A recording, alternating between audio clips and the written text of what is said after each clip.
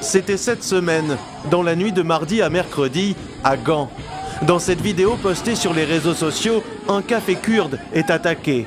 On aperçoit alors quelqu'un faire ce signe, celui des Loups Gris, une organisation ultranationaliste turque. Un groupe d'extrême droite dont les provocations seraient à l'origine des débordements et des violences qui ont fait dégénérer une manifestation pro-kurde lundi à Bruxelles. Une multiplication des incidents entre les deux communautés sur le sol belge qui a obligé les autorités à appeler au calme.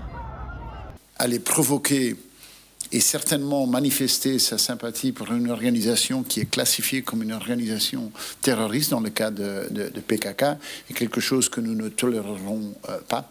Et soyons clairs, on demande à tout le monde de se calmer, d'arrêter les provocations et de continuer à vivre ensemble comme on l'a fait des décennies dans notre pays.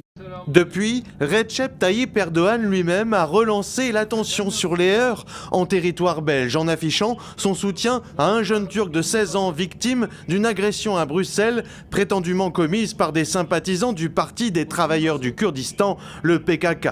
Dans cette vidéo où il échange avec le jeune homme, il parle de la lâcheté des agresseurs, des gens sans valeur vile et sans intérêt selon lui. Pour l'heure, en Belgique, les deux communautés appellent pourtant elles aussi au calme. En tant que membres actifs de la société belge, nous restons engagés à promouvoir le dialogue interculturel et la coopération entre les différentes communautés. On n'est jamais pour la violence.